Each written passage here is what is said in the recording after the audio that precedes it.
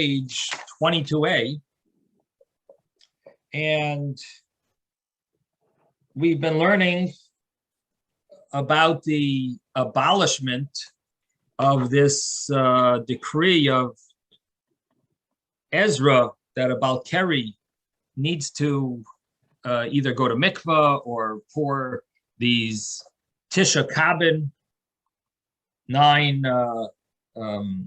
nine calves, which is approximately 12 and a half liters. There are different opinions. I mentioned 12 and a half liters, but it's a little unclear to be, it's hard to be exact. In fact, when the rabbis who looked into the exact measurements and tried to define them, there's the most accepted view is Rabbi Avram Chaim Noah, and he was more lenient. And then there are people who are more strict. They follow a more stricter view, and that generally follows the Chazon Ish. And even when they gave both of their, when they each give their view, they say they give a machmir, a more strict amount, and then they give a more lenient. So even Rabbi Avram Chaim Noah, he says 12 and a half liters. That's his lenient view. He says preferably you should be strict to have, I think, 18 liters. But if you don't have 18, at least 12 and a half. And then the other opinion also has a much stricter view, and he gives you a high number, and he says at least you should try to have this lower number. But that's the amount that the Gemara says is 9 calves. That's the measurement. The problem is we don't know exactly what the size of a calf is, so we're giving the amount in liters.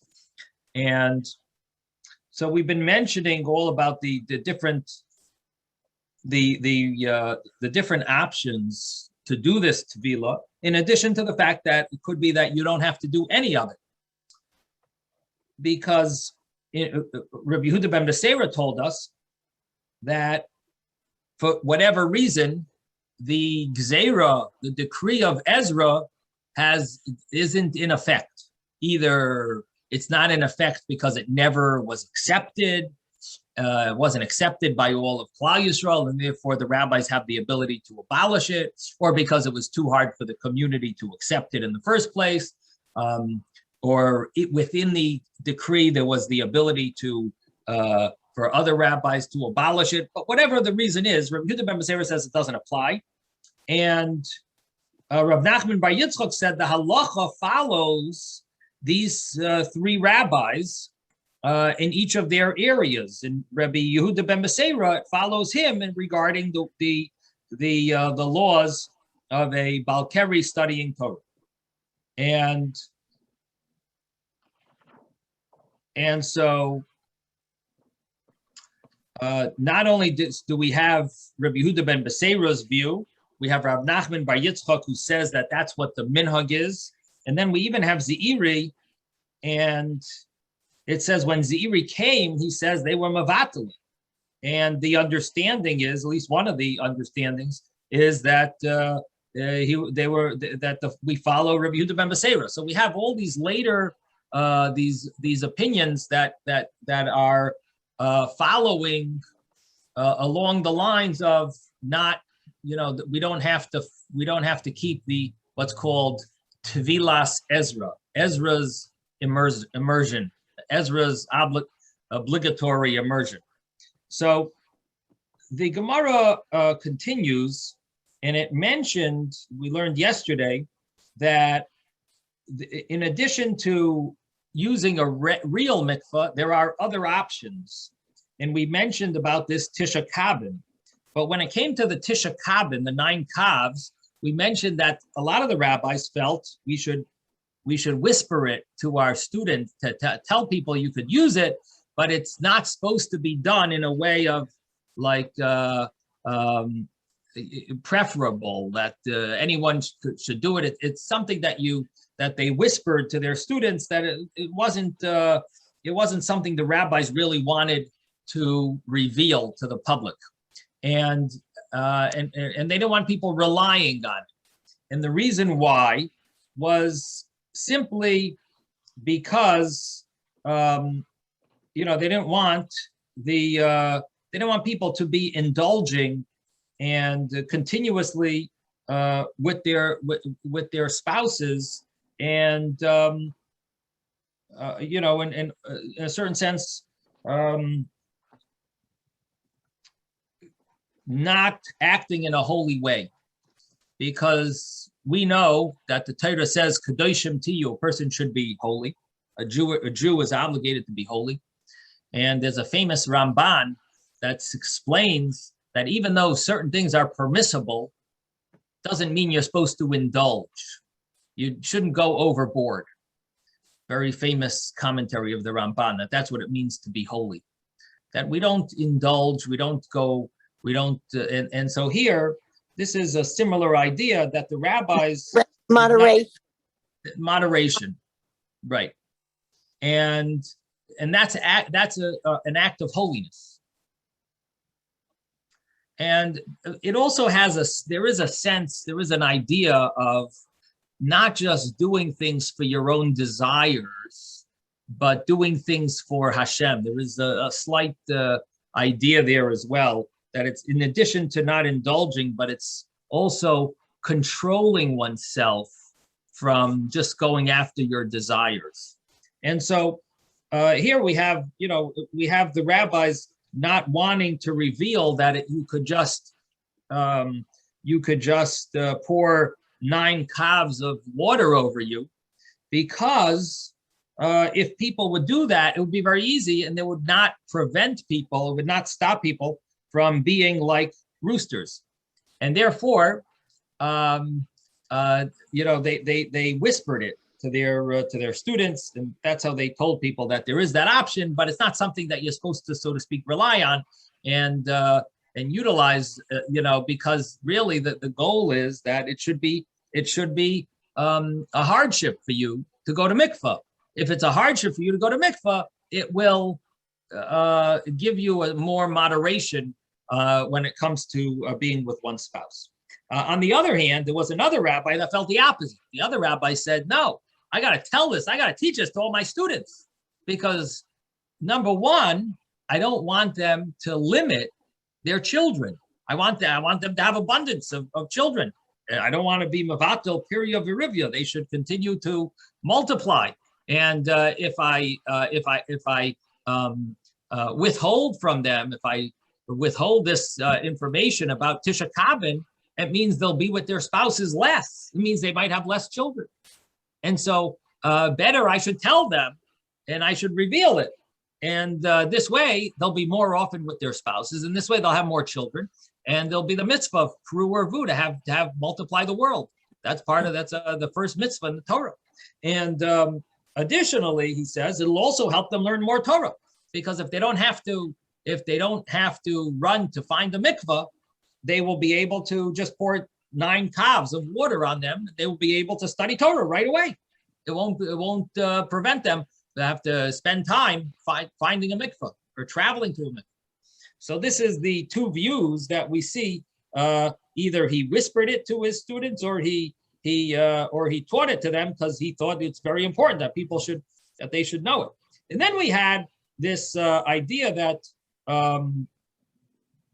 whoever is machmer a mikvah, his days will be lengthened. If you're machmer to do a mikvah and not rely on the leniency of the 9 calves, your days will be lengthened. So there's definitely this idea of going to the mikvah. Now, what I want to mention is it is interesting that after the Gemara brings this whole idea of Reb Yehuda ben Beseira before, and it seems like the halacha follows him, it goes through all of these opinions about the Tisha Kabin and all these other. So it's interesting that it puts it here. All these views that seem to follow this logic of the Tisha Kabin and the mikvah, and that we should be doing the mikvah, and we should be dealing with this impurity instead of just relying on Rabbi Yehuda ben Beseira. So it's interesting how the Gemara is set up in that format, where it doesn't just end off at the end of everything that the halacha follows Rabbi Yehuda ben Beseira. It sort of like says the halacha is like Rabbi Yehuda ben Beseira, but then afterwards it talks about all these rabbis who seem to follow the idea that the obligation of Baal Keri going to mikvah is still in place, or at least the Tisha Kabin and so on. Yes, Ben. I wanted to say that the main problem with 9 kabin would be to keep the stream without stopping in between. Right. To keep a continuous stream of water over you, that's probably the most difficult thing to do. Right. The Gemara will mention that there was a rabbi who made a container that held exactly Tisha Kabin, and he would just use that one container and pour it over himself. And that would seem like the easiest way to keep a stream, because if you're using more than one container, it's hard to have the second container start before the first one ends. You know, you would have to have handles on each and be able to hold them both at the same time, I guess. But or you could have two friends doing it to each other, you know, two friends helping out a third person. Yes, David. It might take more than one person to lift 9 kabins.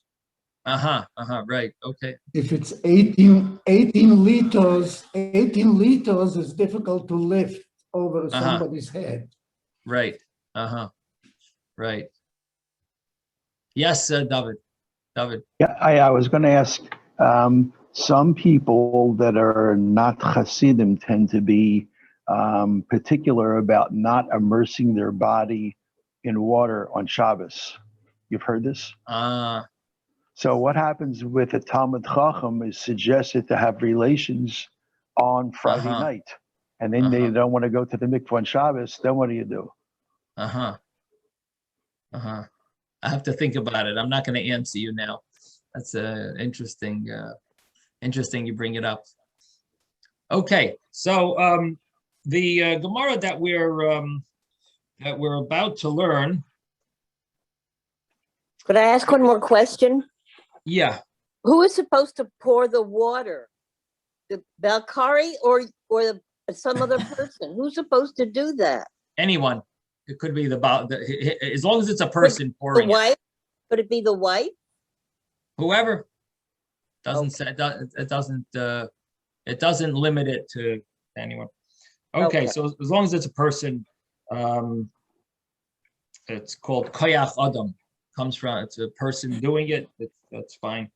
So we mentioned that Rabbi Yeshua ben Levi had a question about the mikvah, and why are people so machmir? Why are people so careful? Let them just they can do the Tisha Kabin. They can do these 9 kavs. And then the Gemara mentioned that Reb Chanina said that this is a great thing because you have the story of that person that he was about to sin with a woman, and she said to him, "Do you have 40 saw to go to mikveh in?" And by hearing that, he stopped his desire. He stopped. He decided not to sin with her, and so we see how great the establishment of making this decree is, because it even stopped someone from improper relations. And then the Gemara said, "Amar lahu Rav Huna l'Rabbanan." And this is the Gemara that we started right at the end. We're about 7 lines up from the bottom of the page.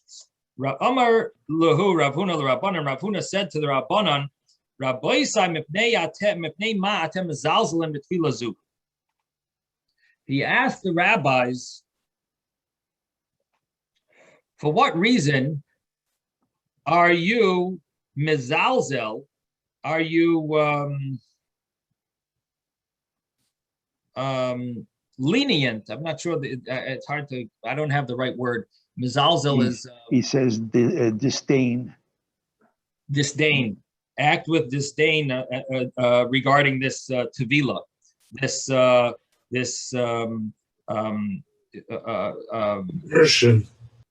immersion. Why are you so lenient with it? And you rely on the opinion of Rabbi Yehuda ben Beseira. Why do you do that? Why aren't you machmir? And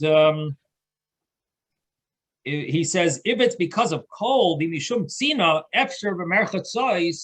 you could go into a merchatz, into a bathhouse, and you can use the bath over there in the bathhouse. So why are you so lenient and with regard to this tefillah, with regard to this immersion? Amar le Rav Chizda v'chiyesh tefillah b'chamin, and Rav Chizda says, you mean you can be toivel in a hot bathhouse?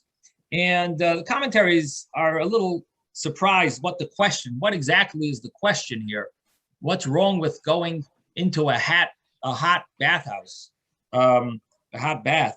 So generally the understanding is, the commentaries understand this to mean that the bathhouse doesn't use rainwater. It uses water that is drawn with a vessel, and therefore Rav Chizda very surprised. What do you mean you're going to be allowed to toivel in a hot bathhouse, which means water that was drawn with a vessel? And Amar le Rav Ada bar Ava, Amar le, he said back to him, Rav Huna said back to Rav Chizda, Rav Ada bar Ava koi kavasaf. Rav Ada bar Ava, you're right that there is a view that follows your logic, that you need a kosher mikvah, but he basically is saying that's not the common view, and you really don't need a kosher mikvah.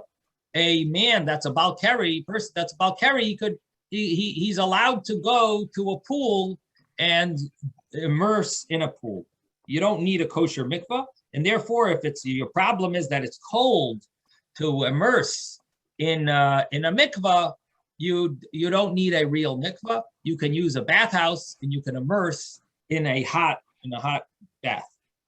So that's the opinion of Rav Huna, and he's basically telling us that it basically a pool would be kosher for a balkari. Now again, I always have to emphasize that it doesn't make a balkari tahor pure to eat holy items. It is not purifying him. It is only allowing him to daven and to learn Torah. It is a rabbinic. He is being purified for the rabbinic law of Tevilas Ezra, for Ezra's takana. This is not biblically making him pure. And so this is what we see here is that it's that you would be allowed to use a tub that's not rainwater. I should go more further than that. It's not just that it's not rainwater.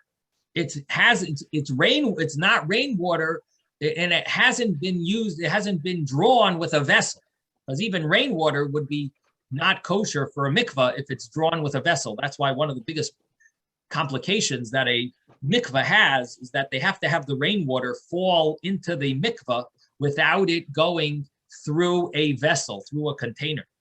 And so even if it was rainwater, it doesn't mean it's a good mikvah. It still still very complicated that it shouldn't be considered entering a vessel before it goes into the mikvah. So this is the opinion of Rav Huna, that Rav Huna reveals to us that it's a bathhouse should be allowed. Now, Reb Zera have Yosef ba'agna demaya be'masusa. Reb Zera was sitting in the agna demaya be'masusa, in the container of water, in the pool, in the tub, in the bathhouse. Amar le l'shame, and he told his shamish, his helper, Zilvi Aisili Tishakabin, Vishadi Ilui, and go and bring 9 calves of water and throw it on me. Pour on top of me. So here, Ben, was that Susan? You were asking about someone else pouring it. Here you have the story where he asked his shamish, he asked his helper. He says, "Pour it on me. You go and pour it on me." So Amar le Reb Chia bar Abba. Reb Chia bar Abba said to him, "Lama li le lamar kulei hai." Why do you need? He asked Reb Zera. He says, "What do you need this for?" Yosef begavayu. You're sitting in the water. Just dunk.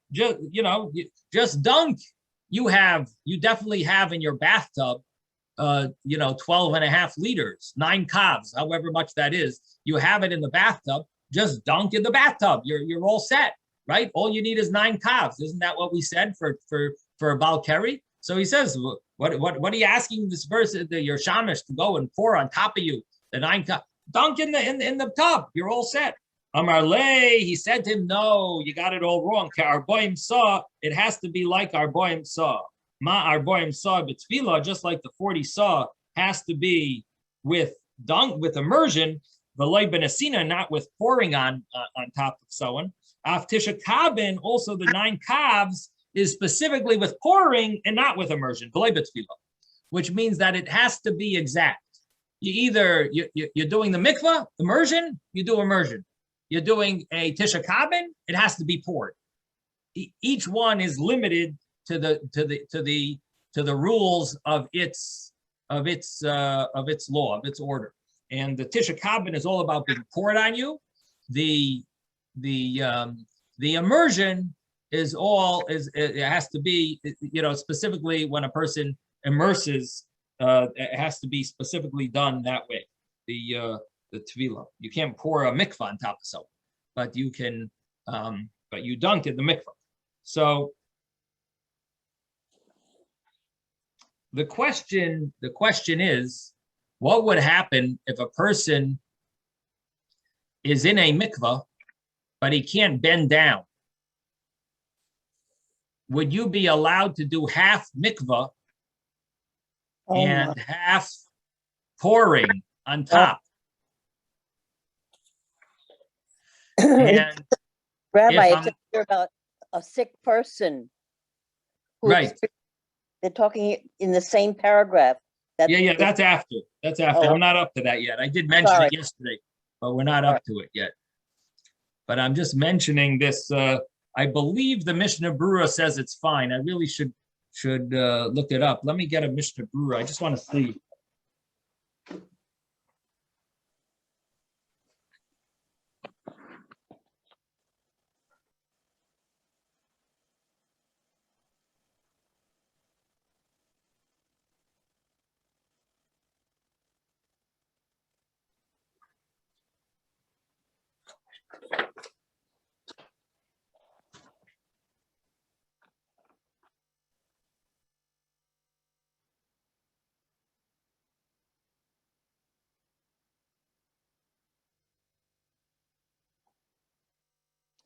Oh my.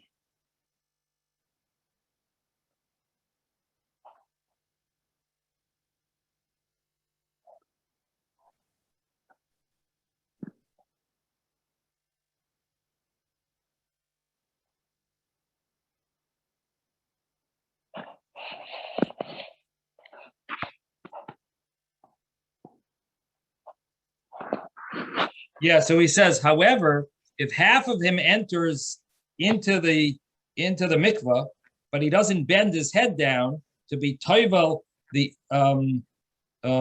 half of his body that's outside of the water, only they pour it on top of him, the 9 calves, that is good enough to be tahor. Okay. Very interesting. So you have a case where you get you can do both. You can do a half of each. Okay, so the the Gemara now mentions Rav Nachman Tikin Chatzva. Rav Nachman formed, he built a chatzva, a pitcher, to pour for people, for students to pour on them in the morning, and before they read the Torah, that held exactly Bas Tisha Kabin. It held 9 calves, or at least more. It held 9 calves, and this way they would be able to use it, and they didn't have to have a it wasn't as complicated to either to figure out how much water or to have, I guess it wasn't common to have pitchers that held that size. And so he made one that was the perfect size. He created one. And he also, Rav Dimi, Amar Rabbi Akiva,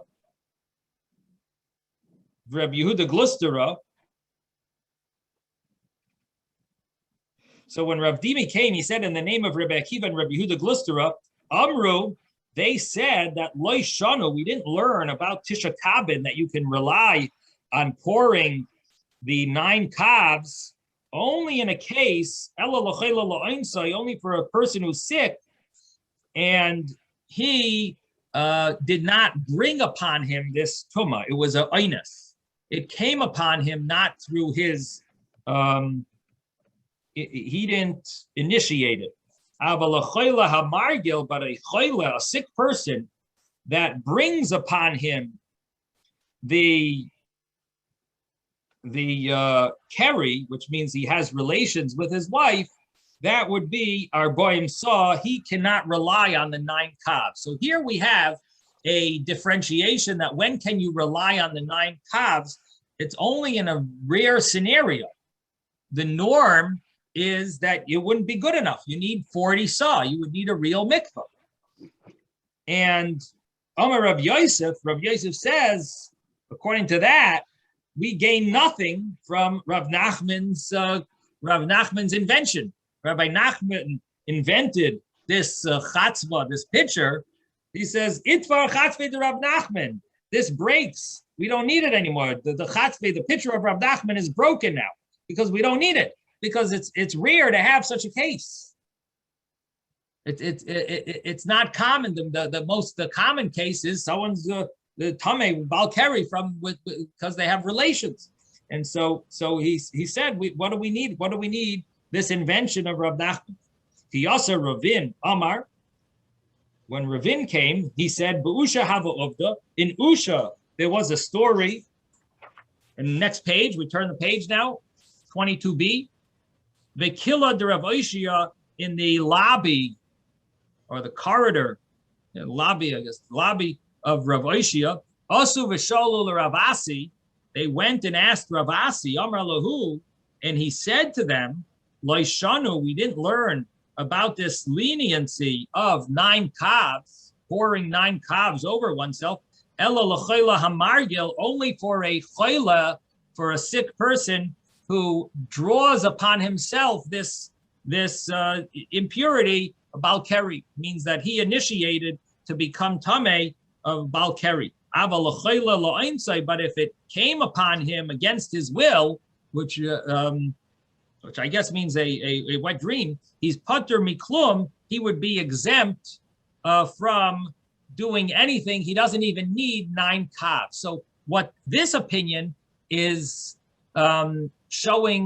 explaining a totally different view. The first opinion was like there's no need for 9 calves because it's very rare. The main law of 9 calves is applicable only in rare cases. That was the first opinion. Here we have an opinion that no, the 9 calves is very applicable because it applies every time a person is with their spouse. And the law of if a person doesn't bring upon himself this the balkeri, then he doesn't even need to do anything. Then he's totally exempt. There was never a decree that he's supposed to go to mikvah or he should do 9 calves. He's totally exempt from anything. So here we have 2 types of people, either a chayla that is margil or a choila lo'insai, a sick person that brings it upon himself, or a sick person that is tameh against his will. Amar Rabbi Yosef. So Rabbi Yosef says, according to this view, is there any value of Rav Nachman's invention, his pitcher? Yes, because this is very practical. It's a perfect invention. Could make a lot of money if he sold it. If he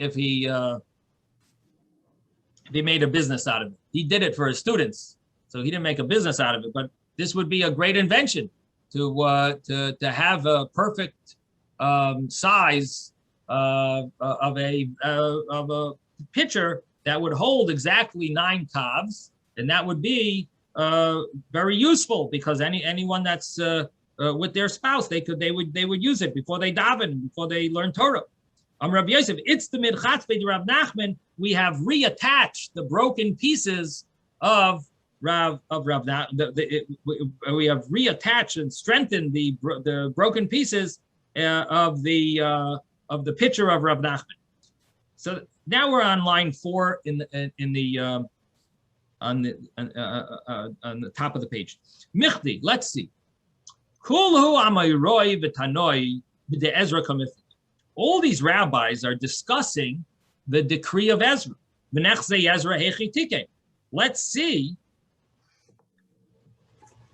Hechitikin. How did Ezra, what was the decree that he established? I mean, this is not a rare law. This is something that is very applicable. We must be able to figure out, people must know what the decree was, because this is not something that would have been forgotten. It was very applicable on a daily basis. Things get forgotten if they're not applicable.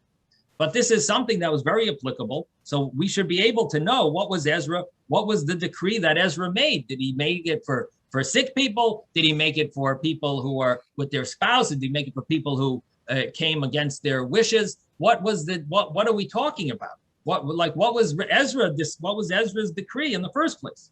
So the Gemara says, Amar Abaye says, Ezra tikin la bari hamargil memsa. Ezra decreed that a bari, a healthy person that brings upon himself balkeri, he has to go to mikvah. Memsa. He's got to use a real mikvah. Ubari la'ainsai, and a healthy person that he becomes tameh against his will, he is okay with 9 kab. He can just pour these 9 kabs of water on top of him, and he will be able to learn Torah and pray. That was Ezra's takon. But also Amayroi, Pligi, and the rabbis later of the Gemara, they came and they argued b'choila regarding a sick person. In other words, for a healthy person, we know what we have Ezra's law. A certain type of healthy person goes to mikvah. The other type has to go to can pour the 9 kabs. What about a sick person?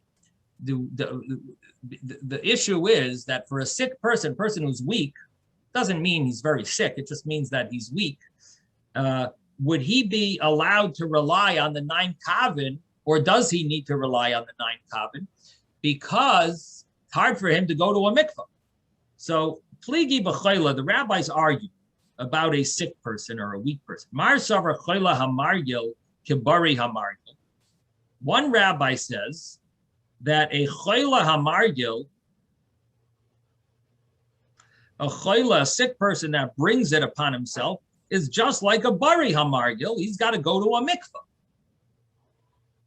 The chayla liyoinsai kibari liyoinsai. And a sick person that it comes against his will, that he's tameh, he's impure, he is just like a bari, a healthy person liyoinsai, and just like a healthy person who will comes to him against his will, And for him, it's good enough, 9 calves, pouring 9 calves on top of it. So what we're explaining now is the view that we mentioned earlier, that we said there's no need for the chatzva of Rav Nachman. There was no need for the picture of Rav Nachman. That view basically stated that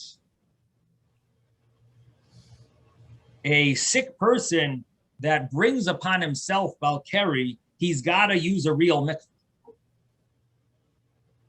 What does that view hold? What was the takana of Ezra? What did Ezra really decree? So Ezra decreed that a healthy person needs to use a real mikvah, and if he brings upon himself the tumah, and the 9 calves is only for someone who doesn't bring it upon himself, but he becomes impure against his will. And then the rabbi said that the same law would apply to a sick person.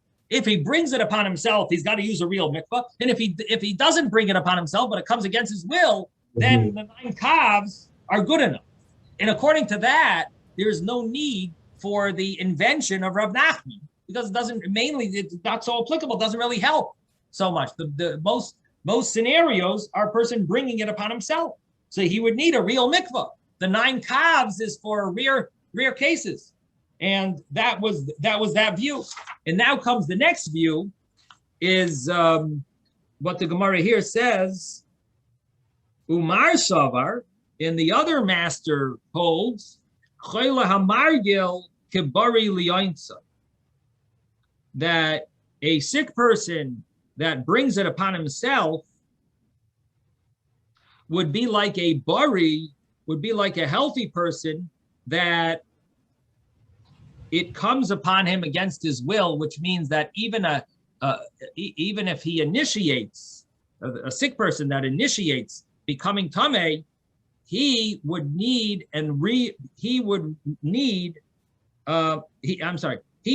okay with 9 calves, with pouring 9 calves, even though he initiated it. 9 calves would be okay for him.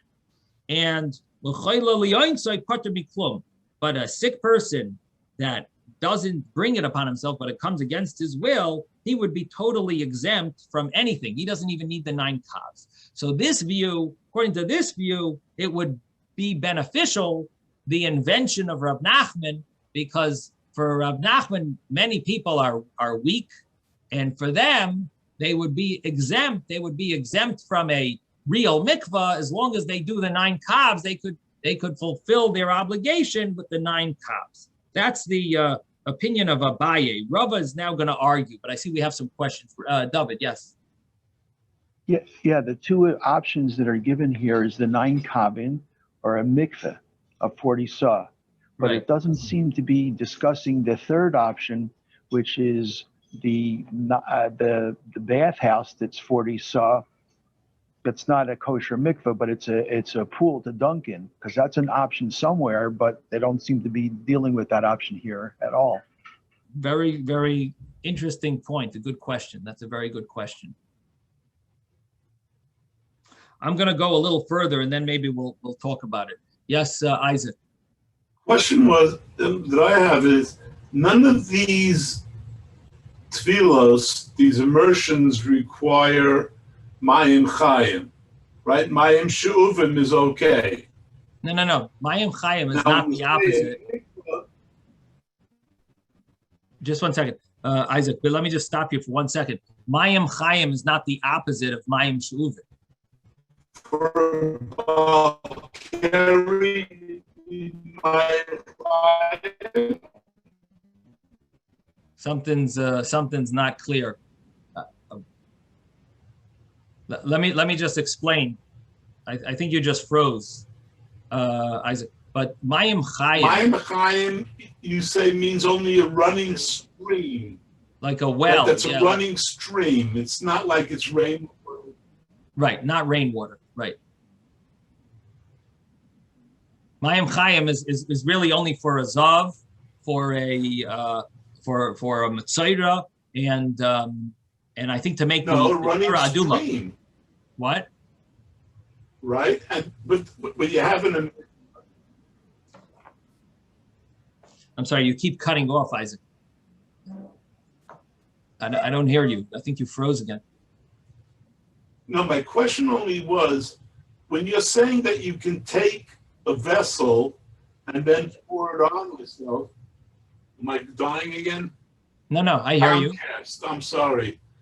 Uh-huh. If you can take it and scoop it and then pour it on yourself, aren't you then putting it in a keli and making it mayim she'uvim before you pour it on yourself? Oh, for sure. It's not. You might not even be starting with rainwater. Yeah, you might not Wasn't even meant to be asked. Right, you're definitely using mayim she'uvim. You're pouring mayim she'uvim on you. There's no question. This is not a. You're not fulfilling the real mikveh in any shape or form. It's a rabbinic invention of pouring this tisha kabin on. So you're right. It's fully mayim she'uvim. There's no question. There is no way. I know what I'm saying is this: if you went into a regular. Now you're breaking. You're breaking up again, Isaac. Let me just mention to you, Isaac. I used to use Comcast. One more time. If you go into a regular mikveh. Yeah. This is terrible. You're breaking up, Isaac. Isaac, you'll call me after. We'll talk on the phone. But I will tell you that I used to use Comcast. I stopped. Okay. I'd like to hear the question. I think it has something to do with mayim she'uvim, with water that's drawn. And normally that would be not kosher for a mikvah. And here we're telling the person to pour the mayim she'uvim, this water that's drawn. We're telling him to pour it on himself in order to become purified. And, it's totally not the norm for a mikvah. It is interesting that there is an argument if mayim she'uvim is that hustle, is that unusable? Is that a biblical law that it's unusable, or is it a rabbinic law that it's unusable? So that is an interesting point. Maybe Isaac, I don't know if you were getting anywhere near into that, but there is a lot of discussion. Is it if it's biblical or rabbinic that mayim she'uvim, that water that's drawn, that it's not kosher for a mikvah? But it's definitely not allowed. It's definitely not allowed. I mean, it's just the question is what the origin of it is. Okay, so in that question, Rabbi, very good question, Dov. Well, we'll have to. Rabbi, yes, Ben. Ben. I thought that what he meant is why aren't they mentioning? Yes, why aren't they mentioning the Mayim Chaim as a possibility in this part that we just deal with 9 kabin? Well, Mayim Chaim. Chaim. That's what the question was. Yeah, Mayim Chaim. There's no question of not Mayim Shuvim. Yeah. Yeah, Mayim Chaim. What would be a problem with Mayim Chaim? Even a okay, Zov. but they're not mentioning it. That's why should they? Asking. It's like, do you want them to mention if a person's not a Balkari? If he's not a Balkari, does he need to go to the mikveh? I mean, it's like there's no question. Mayim Chaim is for sure. I have some. I'm very unclear because it's in one instance when somebody doesn't have intent to have an emission and that accidentally happens, that's considered impure or not, or that's okay. No. It's confusing. Okay, well, that's what Gemara is. Gemara is confusing. There are many different opinions, and if you just want to know what the law is, then you don't learn Gemara. You learn the code of law. If you want to know the source of the laws, that's when you learn the Gemara. And when you learn the Gemara, you understand not only the source of the laws, but you understand areas that might allow some leeway because you see different opinions and you see how the codifiers understand it. So it's really more of a research tool, of course, connecting to Hashem's Torah. But the idea of learning Gemara is not only to know what to do. It really gives you the whole picture. It's giving you the entire picture. But if someone wants to just know what to do, they would not be learning Gemara. This is a very long, drawn out study. I had no idea Yes. it was going to be this complicated. I had no idea. There's nothing. Don't get me wrong. I'm happy. I mean, at least it covers all the bases, all the different circumstances. I mean, I think that's fantastic. This is only, you're only touching the surface. There's really a lot deeper. There's a lot more complicated Gemaras than this. And we're not covering all the bases because there's numerous scenarios that we are sometimes, we haven't come to, we haven't even thought of, we haven't dreamed up of. They're called let's say questions. And, people sometimes say, let's say this and this happens. And we haven't even began to come up with all those type of questions. What if, right? What if, or let's say, right? So there's numerous discussions, and that's why there's libraries full of books of great rabbinic discussions about different cases. So, but that's what the Gemara is all about. Where we are touching the surface, Baruch Hashem, maybe going a little below the surface, but that's about it. Of course, we try to do as much as we can. Rabbi. Yes. I was going to say to Susan, after you learn the Gemara with the Rashi and you think you really understand it, there's something called Tosfos, and then you realize you didn't understand anything.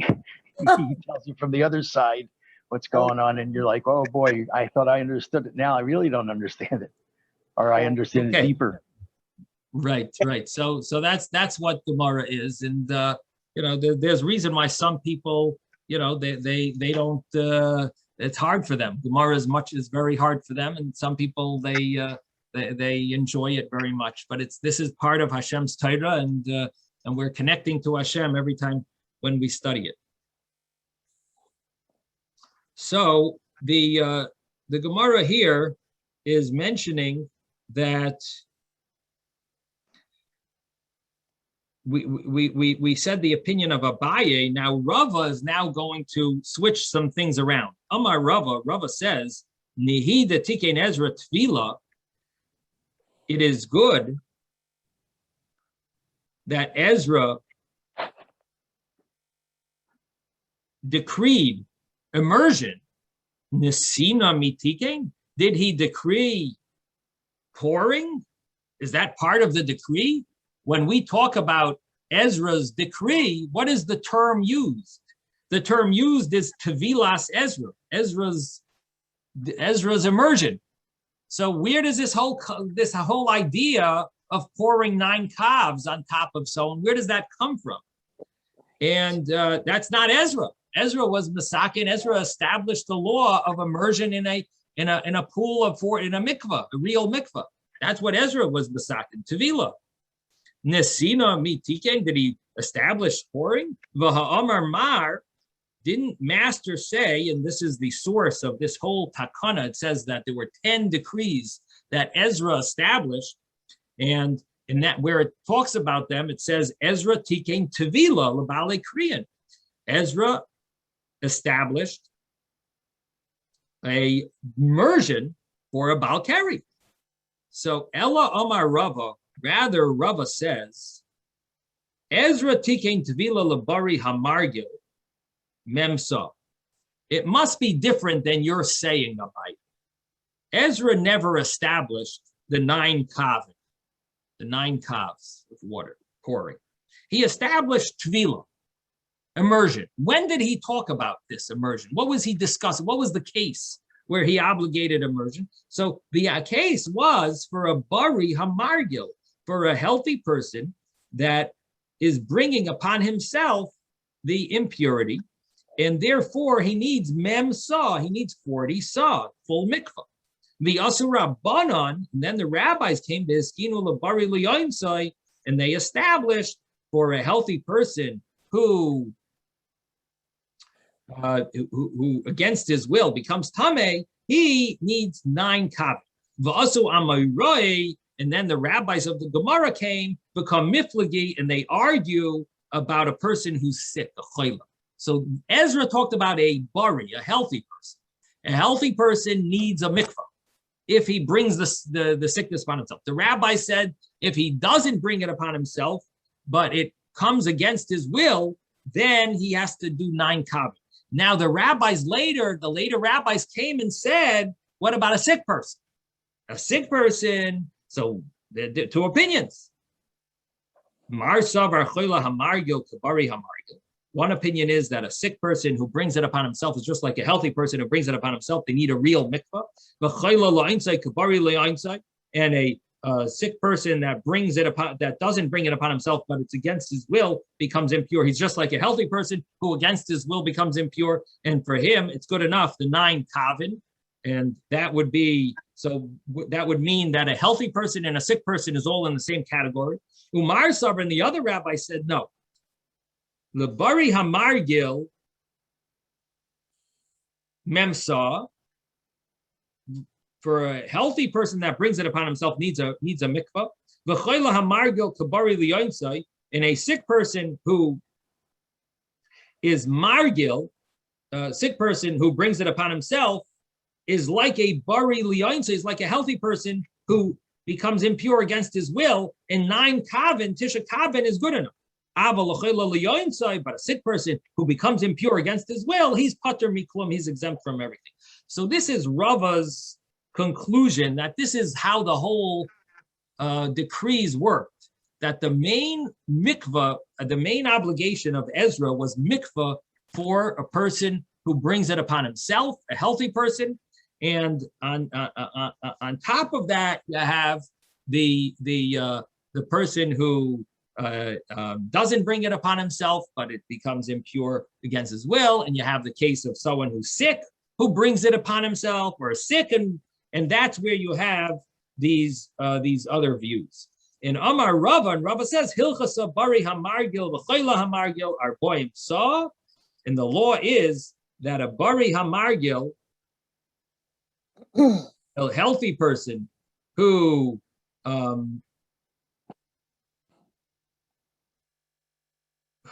healthy person who brings it upon himself, and a sick person who brings it upon himself needs 40 saw. And ubari liyansai, and a healthy person who is impure against his will, tisha kavod, 9 kavod. Avalachaylo liyansai patur. But a sick person who is against his, who becomes impure against his will, he is pater miklum, he is exempt from everything. Now, what comes out from here is Rava sort of like mixes these 2 views because he doesn't really follow one view straight. Now, Rashi is very bothered with something here because Rashi says, what's going on? Rava is saying the halacha. Didn't we already say that the halacha is like Rabbi Yehuda ben Beseira, that we don't do any of these mikvah dips? We were not obligated. Rabbi Yehuda ben Beseira is batul. The whole thing is nullified, abolished. And here Rava is coming and saying that, oh, this one needs a mikvah. That one needs tisha kavod. This one is exempt from everything. Where's Rava coming along? So Rashi says that Rava is talking about the discussion, from the discussion of those rabbis of the Gemara. Rava says this would be the final law. But that's not it doesn't mean that that's the final law. That's the final law of their discussion. But the real final law is that we don't need any of these things because we hold like Rabbi Yehuda ben Beseira that you don't need any mikvah and you don't need any tisha kavod. It's over. And Rav Nachman said that we are lenient like these 3 opinions, and one of them was like Rabbi Yehuda ben Beseira, that we follow Rabbi Yehuda ben Beseira, that you don't need any of these mikvahs and all that. So Rashi explains that when he says this is the halacha, he means between these views, that was the final verdict. But the real verdict is that we don't really need any of this. And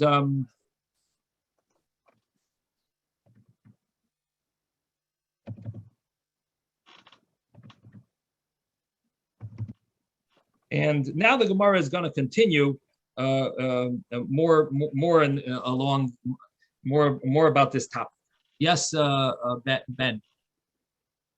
I wanted to say that patur miklum is patur from nothing. Okay.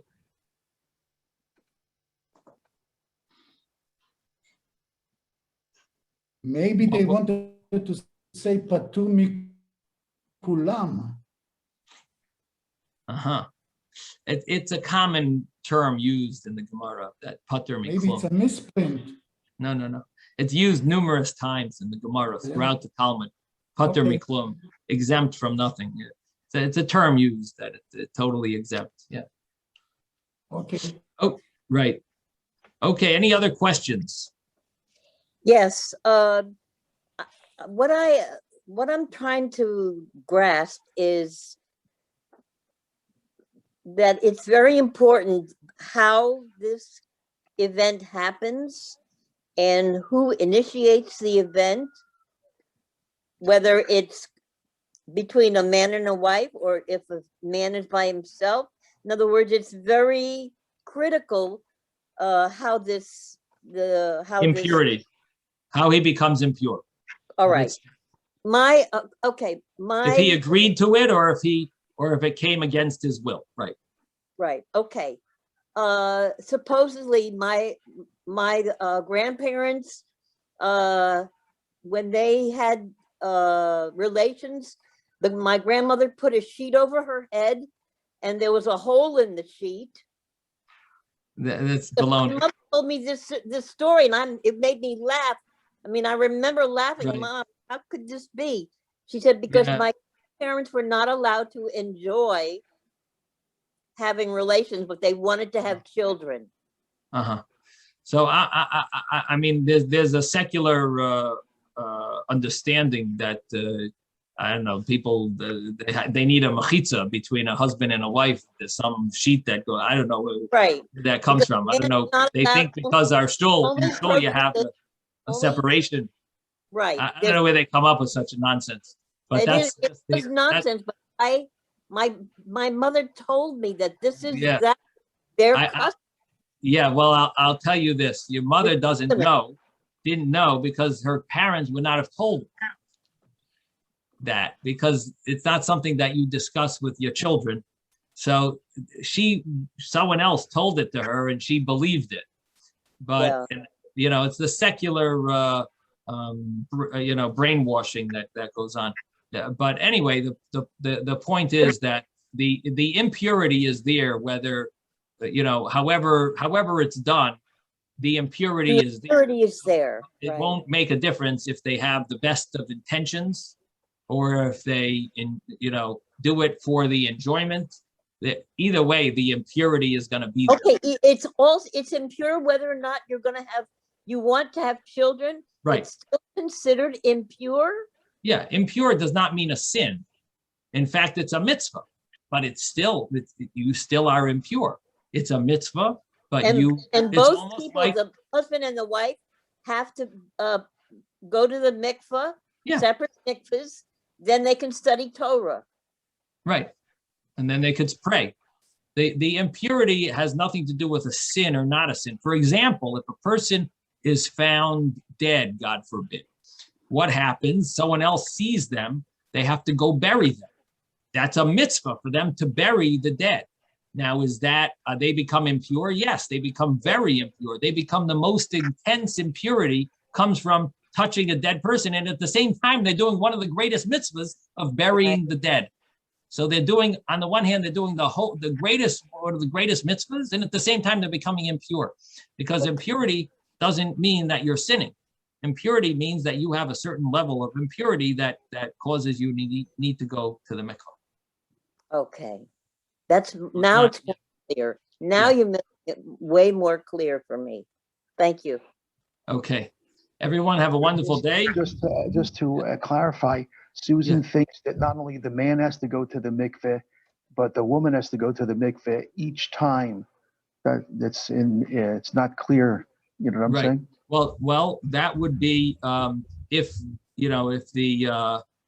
it would seem that if the woman wanted to study Torah or to pray. I mean, this is an interesting question. I don't know. It seems surprising, but a woman would be that it would have that impurity of balkeri from having relations. So what is the law of a woman? Obviously they rely on not going to mikveh, or for some reason it only applied to men. I don't know. It definitely nowadays you don't have such a thing. Women do not go to the mikveh after having relations. Yes, Mel.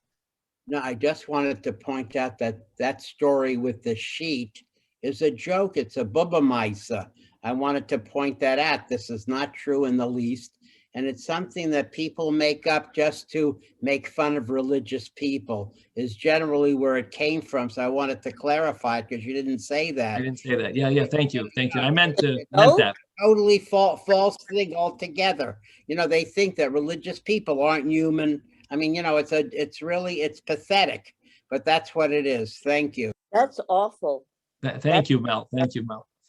So anyway, it's an interesting point, David, that you're making. That what does this all say about women who are impure? In other words, the point is that the balkeri impurity applies for things of holiness, that a woman would actually need to go to the mikveh. In the olden days, there would be a lot more mikveh goings than nowadays, because people wanted to touch holy foods. They wanted to separate truma from their grain, and they needed to be holy when they separate the truma, when they separate challah from the challah, they would have to be holy.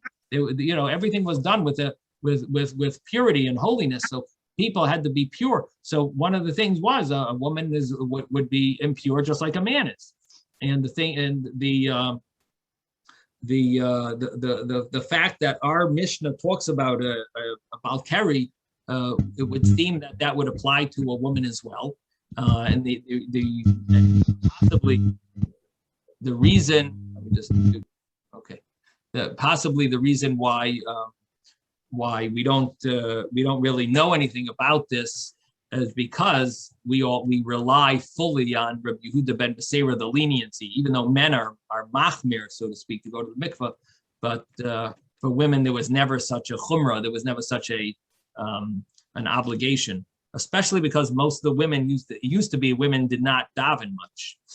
Nowadays, there's much more davening going on, but a lot of women didn't know how to read Hebrew. We've spoken about this, that there are two opinions about davening for women being obligated at davening. So I wonder if it's connected to that as well, if that would play a role in this discussion. Yes, Ezra.